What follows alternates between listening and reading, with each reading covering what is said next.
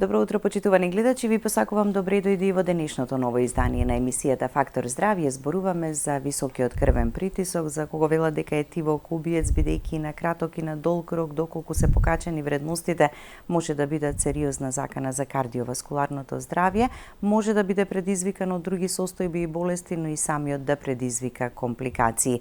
Зошто треба редовно да се мери, зошто доколку веќе се диагностицира висок крвен притисок, треба сериозно да ја сватите состојбата, редовно да ја примате терапијата, но и да смените некои навики во животниот стил, бидејќи и тие се клучни и многу важна улога играат во одржувањето и контролирањето.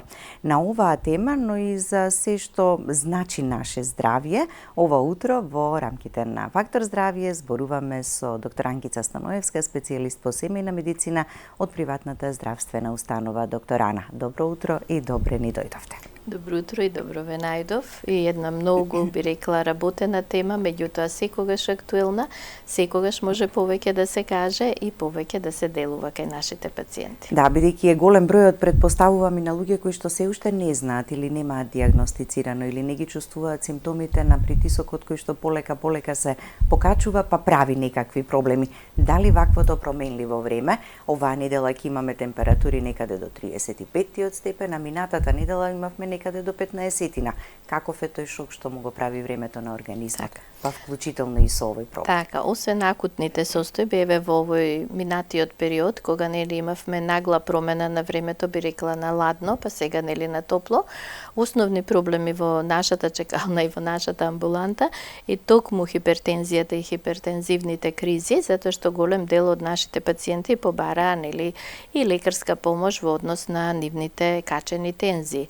Голем дел од нашите пациенти, во главном хроничарите, редовно ги зимаат своите терапии, меѓутоа и покрај редовното зимање на хроничната терапија може да дојде до хипертензивна криза. Посебно кога времето е поладно, затоа што не можат крвните садови, тоа се пациенти кои што претежно се постари и би рекла имаат развиена атеросклероза и не можат крвните садови да ја пратат оваа промена на времето. Па имавме доста пациенти кои што пројавија хипертензивни кризи, каде што беше потребна интервенција, зголемување на дозите, некаде и промена на лекот, некаде нели дури и повторно пуштање на специјалист со цел да дојде до малку повеќе испитување зошто дошло до хипертензивна криза. Иако би кажала дека во главном хипертензивните кризи се решаваат во матичната амбуланта, настојуваме доколку нашиот пациент има добро и стабилно ЕКГ, значи сепак да не го пуштаме до кардиологија, да не се со цел нели да не им правиме безпотребна, би рекла, гужва и на колегите специјалисти, доколку може да се реши сето тоа во матичната амбуланта. А и пациентот нели со покачен крвен притисок се следи кај матичниот лекар со ситуации кога нели е потребно да се препрати на дополнителни исследувања. Се за високиот крвен притисок ќе обработиме утрово во Фактор здравје, но да погледнеме прво блок реклами, па продолжуваме со разговорот. Останете со нас, следите не до крај, повелете, јавете се и поставете прашање.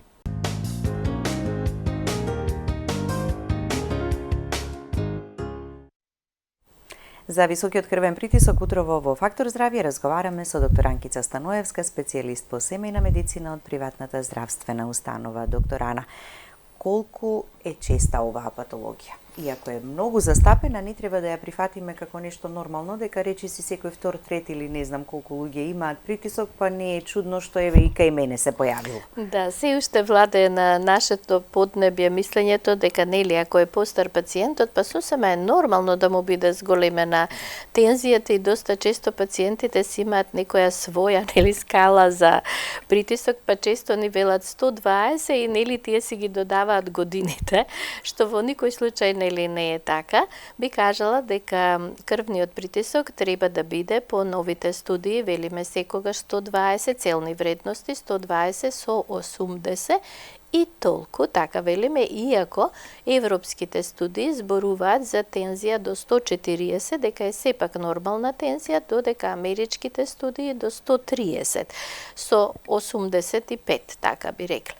Меѓутоа, се е индивидуално, би рекла, ова се некои насоки, нели, каде што треба да се движиме со мерењето на крвниот притисок, но сепак се постапува индивидуално кон секој пациент, затоа што имаме пациенти кои што генетски се хипотоничари, значи значи имаат ниска тензија, за разлика од овие пациенти кај кои што нели можеби и семејно постои хипертензија. Обично велиме дека хипертензијата представува една хронична болест која што за жал, убаво кажавте, е тивокубиец, затоа што во почеток кога имаме мали вредности на покачување на тензијата, пациентот скоро и да не чувствува тегоби и со тој лесно покачен притисок може да биде подолг период. Доколку не се дадат лекови за таа лесно покачена тензија, каде што пациентот вели па јас немам тегоби, лесно го поднесувам притисокот, за разлика нели сосема нормално од една група пациенти каде што и мало лесно покачување им дава симптоматологија на главоболка, на вртоглавица, некогаш дури и гадење и повраќање, една занесеност, губиток на рамнотежа, губиток на концентрација, каде што тие веднаш бараат помош и веднаш бараат да пијат лекови. Оваа друга група на пациенти која што нема тегоби е малку би рекле и потешка во однос на убедувањето дека треба да земе терапија. Нашите пациенти, хроничари со крвен притисок, се во опасност затоа што кај нив на долги стази може да дојде до одредени компликации, кои што компликации за жал се драматични, тешко би рекле после се лечат и остануваат последици за целиот живот, а тоа се инсултите, цереброваскуларни, значи мозочни удари, и кардиоваскуларни, односно инфаркти, кои што го оштетуваат доживотно миокардот. Затоа многу значи навремено почнување со терапија, правилно земање на терапија, би рекле нели изнаоѓање на вистинскиот лек за пациентот, се со цел да се превенираат токму овие компликации. Така и затоа лекарите, матичниот лекар, специјалистите одредуваат така која терапија за кој пациент индивидуално, едниот лекар и некого може така добро ќе делува, кај некого може би не. Може ли да се пие терапија за висок крвен притисок по потреба? Сакам да кажам дека доста често кога пациентот кај нас доаѓа и со некаква друга диагностика, настојуваме да му ја измериме тензијата, па вели дури зачуден некогаш не доаѓам јас за притисокот, меѓутоа тоа е начин како да ги одредиме оние тивки пациенти каде што нели тензијата е лесно покачена, а пациентот воопшто не чувствува тегоби. Исто, секогаш кај нашиот пациент е стравот дека ако почне со терапија, таа терапија треба да ја пие доживотно, не смее да ја прекрати, па сега он е нешто уште млад, нели, ќе речеме, ета има можеби 40 години, 45, 50, па не треба... Во тој период и најтешко прифаќаат дека треба со па не треба да ја почне терапијата, да затоа што ќе треба да ја пие доживотно ако ја почне, меѓутоа токму тука е улогата на матичниот доктор да му објасни на пациентот што ќе се случи за 5 до 10 години.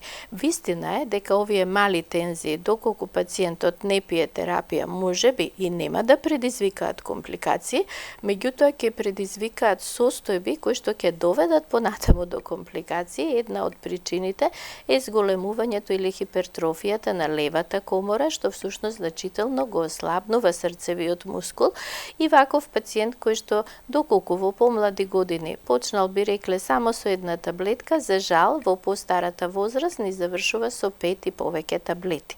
Така да после мораме да ги лечиме настанатите компликации. Токму поради тоа му објаснуваме на пациентот дека е подобро уште во раното откривање на хипертензијата да ја почне својата терапија, и подобро е да земете една таблетка и мирно да спиете, затоа што најчесто компликациите настануваат во текот на ноќта, кога доаѓа до зголемување на тензиите, без да пациентот примети и се разбудува со некаков инсулт, било да е тоа нели мозочен удар или инфаркт, така да едно добро, би рекла, менаџирање на нашиот пациент ќе доведе до тоа да не дојде до вакви компликации. Така. Бидејќи секогаш не дава симптоми, но кои се некои барем очигледни кои што би ни укажале дека треба, дека нешто како потешко ја чувствуваме, па да се обратиме на лекар, освен и на оние рутински прегледи кај матичните лекари и систематските или преку работното место каде што работите, па во целиот тој пакет задолжително се мери притисокот. Дали ако кај матичен лекар пациент дојде за некоја друга проблематика, го мерите притисокот? Да, она што претходно го реков, некогаш често пациентот е настинат, ке речам, а доаѓа го приметувате дека тој сепак е така вознемирен, зацрвенет, значи има едно би рекла збунувачко однесување, ви се жали на вртоглавица, меѓу другото на главоболка, тој не се жали на покачена тензија, дури не мерал, нели? Меѓутоа, сепак мериме тензија, правиме кај него одредени лабораториски испитувања и одредена диагностика со цел на ниво на матичен доктор, она што може нели да се открие, би рекла, во однос на хипертензијата, нормално е покачениот липиден статус, функцијата на бубрезите, оштетеноста на бубрезите на јетрата, би рекле и во однос на тироидните хормони, значи тироидниот статус, така да има многу што да се открие како причинител за хипертензијата и на ниво на матична амбуланта, сосема нормално ехо, би рекла едно ЕКГ кое што ќе ни даде состојба за срцевиот мускул, за ритамот на срцето, така да на овој пациент каде што ќе откриеме лесно покачување на тензија или поголемо покачување на тензија, секогаш му советуваме во истиот момент да си набави апарат за мерење на крвен притисок. Не може пациент, за жал, имаме и такви пациенти кои што имаат хипертензија, се уште нели во своите домови не имаат апарат за крвен притисок. Го обучуваме пациентот како да ја мери тензијата и секако да одреден период ја следи, бидејќи измерената тензија во домашни услови е секогаш подобра отколку еднаш измерена тензија во амбуланта. Кога доаѓа пациентот кај нас, тој некогаш доаѓа забрзан, изморен, сосема нормално и во страв, нели, од она што матичниот доктор ќе му го каже, па може да измериме нели поголема тензија отколку што тој мери во домашни услови.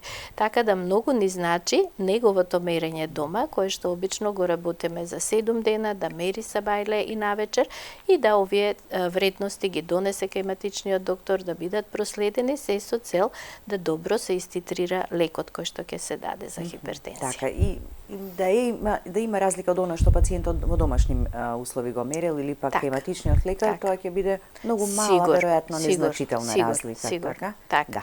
Тоа се обично мали разлики, меѓутоа многу значи домашното мерење на крвен притисок, не само што ќе го научиме нашиот пациент нели да следи својата тензија, што е многу поважно, затоа што тој не може секогаш да дојде во матичната амбуланта, некогаш може да биде на одмор, може да биде подалеку од матичниот доктор и треба да биде обучен и да знае и сам да си помогне при покачување на тензија. Иако би кажала дека матичните доктори се навистина многу достапни, значи барем во денешно време ние секојдневно се слушаме со нашите пациенти што да променат во својата терапија, што да доземат нели доколку не се во можност да дојдат. Да, секогаш го повторуваме истото дека лекарот треба да одреди дали да се намали или да се зголеми дозата, доколку неколку дена е покачен притисокот повеќе од границите на нормалното, а се прима и соодветна терапија, ама се случува така заради различни други состојби и проблеми, така да се покачи во одреден момент. Конкретно и ви во овој период, поради промена на времето, имавме вакви покачувања. Советот од матичните доктори е секогаш нели да се доземе, би рекле, од апчето кое што пациентот го пие, значи од таблетарната терапија како антихипертензив, се договараме дали тоа ќе биде целата доза или ќе биде пола од дозата и секако земање и на диурети кој што нели ќе овозможи да задржаната течност се исфрли од организмот, затоа што е вообичаено кај хипертензијата една задршка на течност да направи секогаш зголемување на тензијата. За жал, нашата исхрана има многу внесна сол, многу солена храна, многу скриени, би рекле, солени продукти, каде што можеби пациентот не внесува сол во смисол да ја досолува храната, меѓутоа сето она друго, било да се тоа сувомесни производи, било да се тоа додатоци, сосови, сето тоа ја зголемува количината на сол. Постојано нагласуваме дека само една лажичка сол, што всушност представува 5 грама, задржува 5 литри на вода, која што за жал, доколку е врзана со солта, многу тешко може да се извади од циркулацијата, па кај нашиот пациент често и самиот приметува отоци, значи околу орбитите, околу очите, на рацете, најчесто на нозете, па и самиот ќе ни се пожали дека еве во овој период нели настанале отоци. Тука секогаш советуваме нели да се земе една храна која што што на некој начин ќе биде природен диуретик, да ја намали количината и внесна сол, но нормално нели количината на внесена масна храна би рекла, но малку исто така секогаш е совет за една добра физичка активност во смисол на лесни прошетки за овој наш пациент, како би се овозможило подобрување на циркулацијата и од друга страна исфрлање на течностите. Погрешен е приодот секогаш исто, доста често нашите пациенти не сакаат да пијат вода, мислејќи дека ако пијат вода, таа вода ќе се задржи и дека со самото тоа ќе имаат уште поголема тензија. Напротив, пациент со хипертензија треба да пие вода, посебно со лековите кога ги пие, секогаш велиме 2 чаши вода, со намера да лекот добро се раствори, сосема нормално отиде во бубрегот, делува таму каде што треба, значи во Хенлиевата петелка, да добро се метаболизира, добро се раствори и да има побрзо дејство. Така, кога ја примате терапијата за висок крвен притисок, го контролирате, меѓутоа не е само таблетарната терапија, така мора да се сменат и многу работи во животниот стил и дел од ова што го споменавте, бидејќи таа нема да ја има долгорочно така да го има својот ефект, така ако ние обратното го правиме. Дали секогаш е присутен и покачениот холестерол, триглицеридите, замастениот црн дроб, кога имате висок крвен притисок? Вообичаено тоа се постари наши пациенти, па секогаш ги наоѓате и овие зголемени резултати, иако не е правило, меѓутоа вообичаено е пореметен липидниот статус, односно би рекла метаболизмот на маснотиите кај пациентот, и секогаш кај овие пациенти наоѓаме една добро замастена јетра, значи со правење на лабораториските анализи, внимаваме и на овој дел од лабораториските резултати, се даваат соодветни лекови, тоа се добро познатите статини, со цел да се намали липидниот статус, и тука се појавуваат проблеми со убедувањето на нашите пациенти. За среќа, ќе речам, младите пациенти доста читаат сега, па нели се запознаваат со лековите, некоја што можеби малку ќе ви одземе повеќе време во амбуланта за да се објасните со пациентот, но од друга страна е подобро затоа што ќе знае и зошто го пие лекот. И тука владее мислењето дека нели ако го почне статинот, тој треба да биде доживотен и не смее да го прекрати, па тоа е момент каде што дел од пациентите воопшто не сакаат да почнат статин.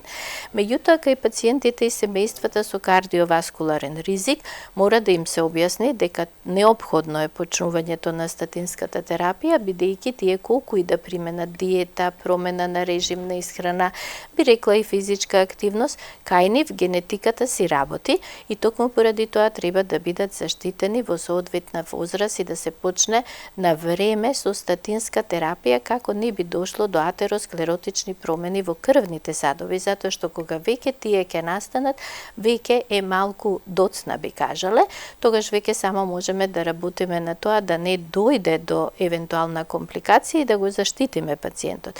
Така да на времено почнување со статинската терапија ќе го даде нели резултатот на долги стази кај нашиот пациент. Така да многу значи, освен би рекла почнување на антихипертензивите, почнување и со статинската терапија кај пациентот, затоа што една од најголемите причини за појава на хипертензија е атеросклеротичната промена на крвните садови. Често во медицината велиме не сте млад колку што имате години, млади сте колку што се чисти крвните садови, па затоа имате пациенти кои што се постари, а немаат хипертензивни кризи, значи внимавале во текот на животот и нивната генетика може би била таква да не дошло до големи атеросклеротични промени, а имате пациенти кои што се млади, а веќе се со комплицирана хипертензија.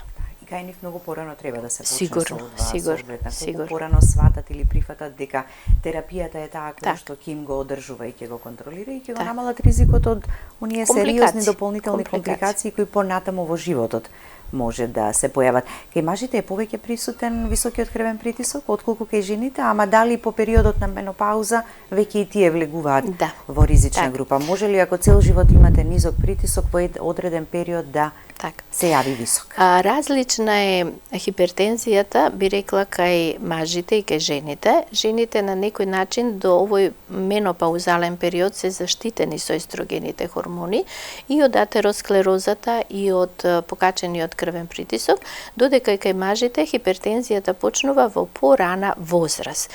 Меѓутоа, би рекла дека после менопаузата жените се во поголем ризик, затоа што одеднаш имате пациентка која што можеби претходно била дури и хипотоничар, да сега ви стане пациент со една нерегулирана хипертензија, би рекла, и токму поради тоа посебен е периодот и кај жените во менопауза. Често јас како матичен лекар советувам, значи кога кај мојата пациентка гледате дека е веќе во период на менопауза, често и велиме, нели, внимавајте на притисокот, мерете го притисокот, се со цел да и таа дома си повнимава, нели, и навреме открие ако дојде до покачување на тензијата. Така да една добра, би рекла, контрола и пратење на нашиот пациент ќе доведе секако до рана диагностика. Тука не може да влие само матичниот доктор, нели, сепак е голема улогата и на самиот пациент. Така да.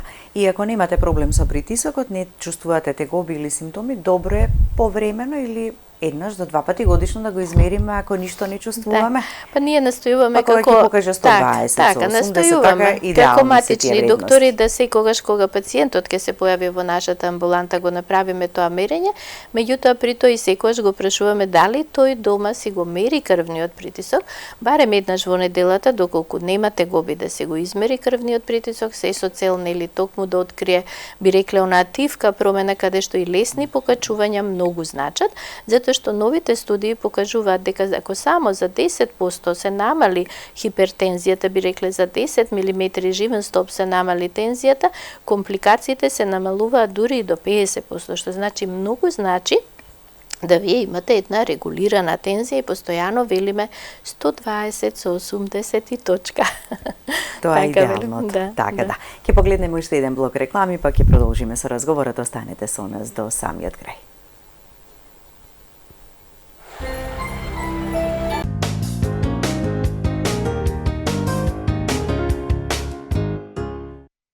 Продолжуваме со разговорот во студиото. Доктор Ангица, кога веќе ќе биде препишана терапија и кога пациентот ќе прифати дека ќе ја прима терапијата, иако се соочувате или се уште со пациенти кои даваат отпор, едноставно не можете да се убедите, а имаат високи вредности, посебно на горниот притисок. За жал, нели, ден денес се појавуваат еве и во мојата амбуланта такви пациенти каде што многу се убедуваме да се започне со терапијата.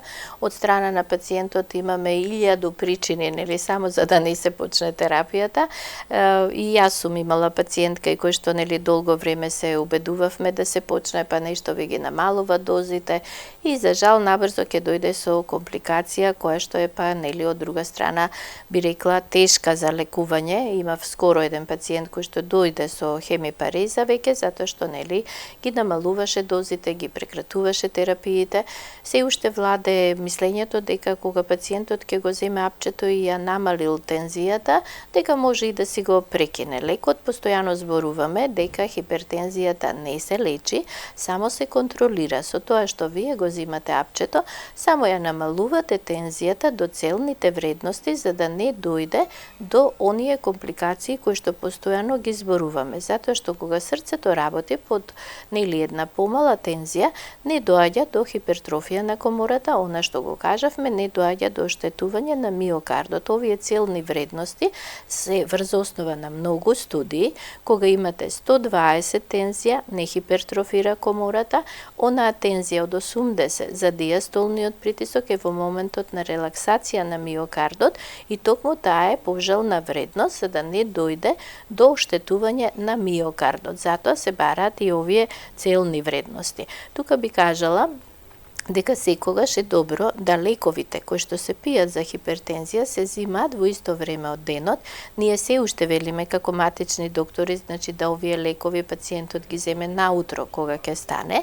Може да ги зема, пациентот не пие секогаш само антихипертензивен лек, некогаш пие и диуретик, пие и статин, пие, би рекле, и антиаритмик, па често правиме и антикоагулантна терапија, често кај пациентот правиме шеми, кои лекови наутро, кои лекови да се земат навечер, навечер, тука ќе кажеме дека вообичаено статините, нели, велиме секогаш да се земат навечер поради едно несакано дејство на статинот, а тоа се мускулни болки и грчеви, кои што ги немаат сите пациенти, меѓутоа дел од пациентите пројавуваат вакви тегоби, а во време на спиење едноставно мускулите се релаксирани, па не доаѓа до оваа болка, би кажала, но сега во поново време новите студии покажуваат дека антихипертензивните лекови е подобро да се земаат во вториот дел од денот, односно попладне, кога кај пациентот во исто време имате поголем внес на течности и храна, па нели целиот оној метаболизам исто дополнително работи за покачување на тензијата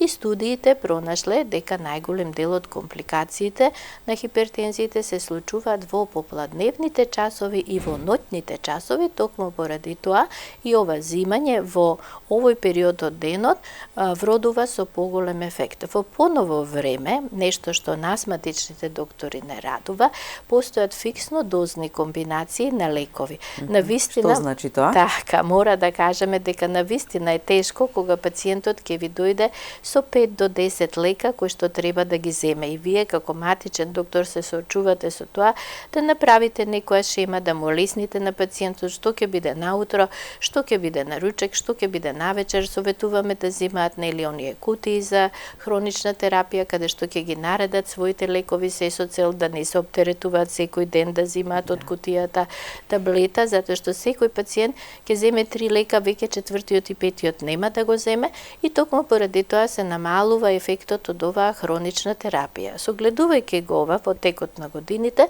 сосема нормално фармацевските компании работат спрема потребите на пациентите и пазарот и сега, би рекла, во поново време, има фиксно дозни комбинации каде што сите овие 3 или 5 лека ви се наоѓаат во еден лек.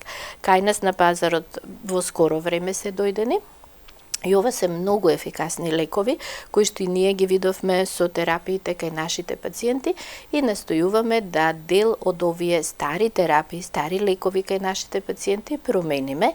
Единствен недостаток, би рекла, на оваа терапија што не оди на терет на фондот, сепак се тоа приватни лекови, но од друга страна, па тоа се не многу скапи лекови, каде што реално зборувам пациентот повеќе дава, доколку ги земе фондовските лекови со партиципација, отколку еден фиксно дозен лек.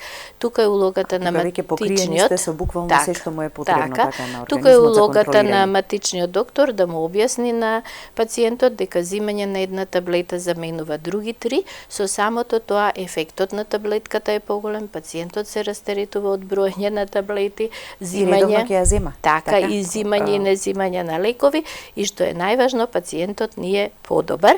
Зборуваме и за финансискиот ефект на лекот, бидејќи сепак издатокот за 5 лека е поголем отколку за една таблета. Но она најважното го постигнуваме посакуваниот ефект и го намалуваме ризикот од компликации. Имаме гледач на линија. Добро утро. Повелете, ве слушаме. Добро утро. Добро утро. Поздрав до водителката и докторката. Ви благодариме. Имам висок притисок, не стално, али се покачува над 160. А малиот е 50 до 56 најмногу. Примам Лариста Сабале од 100, навечер од 50. Срцето, пулсот ми е максимум до 60, некојаш и помалку од 60. Што дали доволно ова или нешто да се презема? Така, редовно го мерите притисокот и секогаш примерењето тие вредности го ви ги мерам покажува? повеќе пати у денот. Повеќе пати го мерам, али од лековите се намалува, али не иде да џем помалку од 140, некојаш и 145, и 150 може да дојде. Да, ви благодариме за јавувањето и веднаш ќе слушнете советот доктор Анкица. Би кажала дека нели еден типичен пример од нашите амбуланти, како што и пациентот сам се пожали, ја зима терапијата, меѓутоа еве притисокот 140-150 и не се симнува повеќе. Овде е пожелно да се промени лекот. Сартаните се многу убави лекови, значи пациентот пие добра терапија, меѓутоа конкретно за неговата состојба само е потребно да се јави кај својот матичен доктор, да ја објасни оваа состојба и само да се промени лекот, затоа што сепак целни вредности се 120. Добро е што тоа пациентот има помала тензија во однос на диастолниот. На диастолниот има добар пулс, значи нема тахикардија, можеби нема аритми, треба да се процени таа состојба кај овој пациент. Меѓутоа овде треба да се размисли, не слушнавме дали тој пие и некаков статин или лабораториски исследувања, да се малку би рекла проследи и тироидната жлезда, се со цел да малку се дополни терапијата кај овој пациент. Не дека лосартанот е лош лек, тој е добар лек и добро го поднесувал пациентот, меѓутоа само да дојде до мала промена на терапијата кај пациентот. Да. Никогаш се почнува со терапија, не се постигнува веројатно посакуваниот ефект, ама секогаш има простор и пациентот треба сето тоа на својот матичен да му го укаже, така да се проба со некој друг лек, па за да дојдеме до моментот да го контролираме добро. Вредностите 150, 160, 170 се сериозни и многу високи. Високи вредности, а барем би рекла матичните доктори се во состојба да припишат еве и понови антихипертензиви. Во претходниот период имавме можност, нови лекови да дојдат во рацете на матичните доктори како алатка за хипертензија, што навистина многу не израдува, затоа што тоа се нови генерации кои што се многу ефикасни, за кои што моравме да ги пуштаме пациентите на специјалист, а сега веќе се само на ниво на матичен доктор и не треба препорака за овие лекови. Се поедноставуваат процедурите, така за да биде се полесно и поедноставно за самите пациенти. Ви благодарам за гостувањето. Сериозно треба да ја сватиме состојбата со високиот крвен притисок, да го контролираме без оглед на годините, така да прифатиме дека ако го имаме проблемот, има начин како да се контролира, само тоа најдобро што може да го прави. Така, сигурно благодарам и на поканата. Благодарности до вас, почитувани гледачи, за вниманието со кое не следевте. Останете и понатаму со програмата на ТВ24. Имајте убав и пријатен ден.